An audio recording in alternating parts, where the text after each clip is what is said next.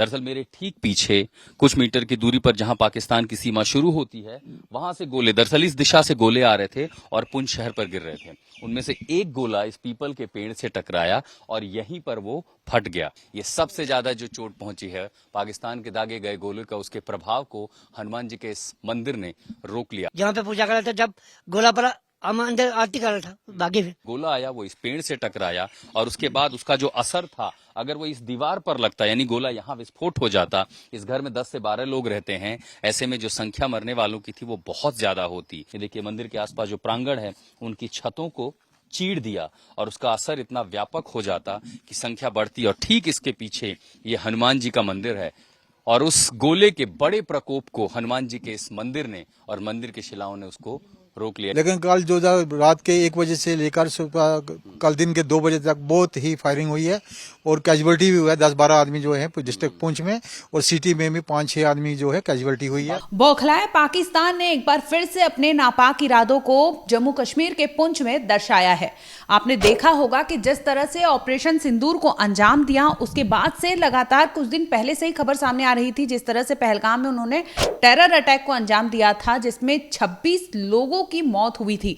इसके बाद से एलओसी से खबरें सामने आ रही थी कि जम्मू कश्मीर के कई ऐसे जगह हैं जहां पर पाकिस्तान लगातार क्रॉस बॉर्डर यानी पीओके से वो वहां पर शेलिंग कर रहा है, जिसकी खबरें वहां के जो लोग हैं, चश्मदीद हैं, उनसे भी सामने आ रही है। लोगों का ये कहना है कि ऐसी शेलिंग जो हो रही है क्रॉस बॉर्डर से, ये या तो 1971 में हुई थी या तो 5 दशक लगभग इसके बाद ये सामने आ रही है। इसी में आपको बता दें कि पुंछ में एक प्राचीन हनुमान मंदिर है, इसको पाकिस्तान ने टारगेट किया था, लेकिन हैरानी की बात यह है कि वहां पर मौजूद एक पीपल का पेड़ है, जो उनके गोले वहां से दागे जा रहे थे, वो कहीं ना कहीं शेल्टर का काम करता है, छाया का काम करता है, जिसके बाद वो गोले वहां से पाकिस्तान से दागे जाते हैं, पीपल के वो पेड़ पे लगते हैं, जिसकी वजह से वो मंदिर, जो मंदिर पे अटैक करना था, वो बच जाता है।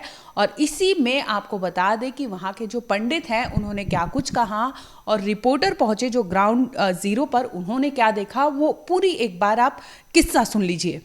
जहाँ पे पूजा कर रहे थे, जब गोला पड़ा हम अंदर आरती कर रहा था, भागे फिर और भी लोग थे यहाँ पे महाराज? मैडम थी, एक और लोग थे और आसपास बाकी लोग नहीं थे, एक जे थे। घरों में छुपे हुए थे उस वक्त, तो शेलिंग हो रही थी। तो इस तरह की शेलिंग आखिरी बार आपने कब देखी थी? 41 में, अपने 71 में हुई। 71 इतनी जबरदस्त फायरिंग नहीं हुई है पुंछ में, सिटी में नहीं हुई, कभी कभार भी। कल दोपहर से शेलिंग बंद हुई, इसके बाद से लेकर के आज सुबह तक ये जो वक्त बीता है, कैसे बीता है? ठीक बीता, पीसफुल है।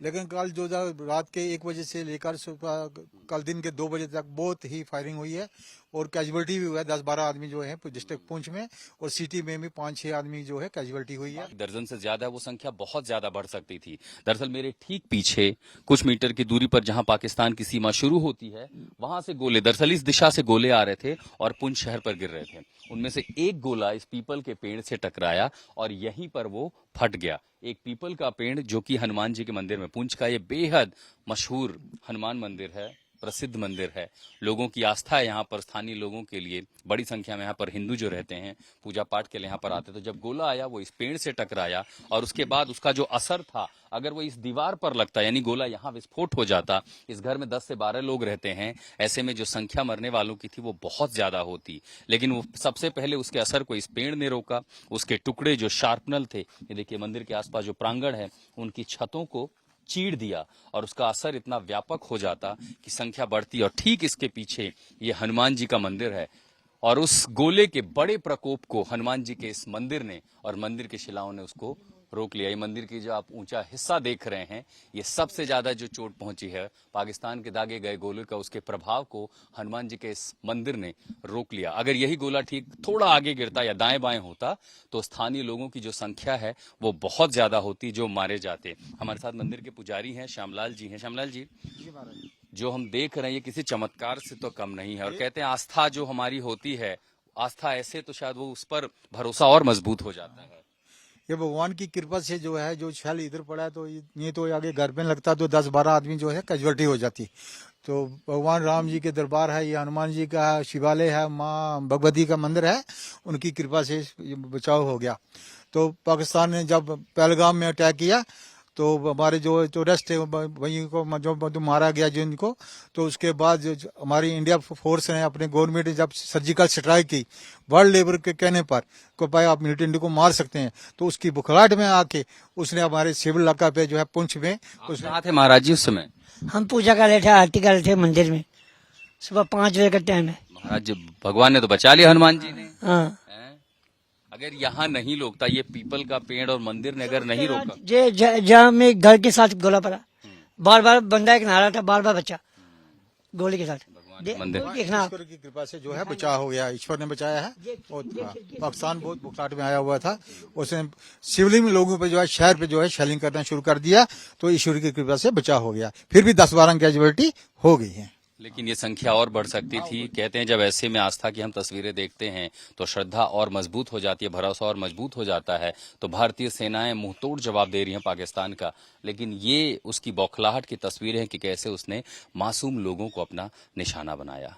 बता दें कि पुंछ में लगातार शेलिंग की खबरें सामने आ रही है, जिसमें जैसे ही ऑपरेशन सिंदूर को अंजाम दिया उसके बाद पुंछ में बड़ी चीजें सामने आ रही थी कि इस तरह से शेलिंग की वजह से वहां पर लगभग दर्जन लोग की मौत हो जाती है। इसके बाद पुंछ में जम्मू कश्मीर के अस्पताल में वहां पर अफरा तफरी मच जाती है, क्योंकि लोग वहां पर पुंछ का जो एरिया है, जो एलओसी का जो एरिया लगा होता है, जो गांव है, वहां से लोग निकल के उनको सेफर साइड में रखा जा रहा है, सेफ जोन में पहुंचाया जा रहा है। आज भी पुंछ बंद है। और वही दूसरी ओर अगर पाकिस्तान की बात करें तो उसने अपने नापाक इरादों को हासिल करने के लिए, नापाक इरादों को अंजाम देने के लिए उसने इस तरह से शेलिंग की, जो 1971 के बाद से ऐसी शेलिंग की खबरें जो सामने आ रही है वो अब आ रही है, जिसमें इसी कड़ी में आपको बता दें कि ऑपरेशन सिंदूर के बाद ये जो पाकिस्तान ने एलओसी पे, यानी एलओसी के यहाँ पर पुंछ में जिस तरह से उसने इस तरह के गोले, आर्टिलरी, ये सब दागे हैं, जिसमें ये सामने आ रहा है कि इन्होंने वहाँ पर शेलिंग करने के लिए जो आर्म्स फायर है, हैवी आर्टिलरी वहाँ से दागे गए हैं। यानी जो वेपन ये सब चीज़ें यूज़ कर रहे हैं वो काफ़ी उन्होंने ऐसी तादाद में यूज़ किया है ताकि मेजॉरिटी ऑफ पीपल को टारगेट किया जा सके। इस तरह से उन्होंने उस मंदिर को भी टारगेट किया था, जिसमें मंदिर बच जाता है, लेकिन वहाँ के मौजूद जो लोग बताते हैं, किस्सा जो सुनाते हैं, वो अपने आप में सोचने वाली बात है। और इस तरह से पाकिस्तान का जो रवैया है उसे सोचने की ज़रूरत है कि अगर आपके 9 आतंकी ठिकानों को इस तरह से भारत अपने सरजमी में रहकर दाग देता है और आपका पूरा वो जो बिल्डिंग होता है वो खंडहर में तबाह हो जाता है, ऐसी सूरत में आपको सोचना चाहिए, विचार विमर्श करना चाहिए, लेकिन आप इससे भी सबक नहीं लेते हैं और इसके बजाय आप वहां से क्रॉस बॉर्डर शेलिंग करते हैं, जिसमें इस तरह से बेकसूर लोगों की हत्या हो जाती है। बता दें कि पुंछ से ये खबर है कि लगभग दर्जन लोग की हत्या हुई है, इसमें 4 बच्चों का भी नाम सामने आया है। इसके साथ ही कई के जख्मी होने की भी खबरें हैं। लगातार पुंछ से ये खबरें सामने आ रही हैं और वहां पर सेना जो है वो ऑपरेशन को अंजाम दे रहा है और जवाबी कार्रवाई कर रहा है। जिस तरह से पाकिस्तान अपने नापाक इरादों को लगातार पूरी करने की कोशिश करता है और आतंक का दहशत फैलाने के लिए वो भारत को टारगेट करता है, तो ऐसी सूरत में भारत भी चुप नहीं रहेगा, समय समय पर उसे जवाबी कार्रवाई करता रहेगा।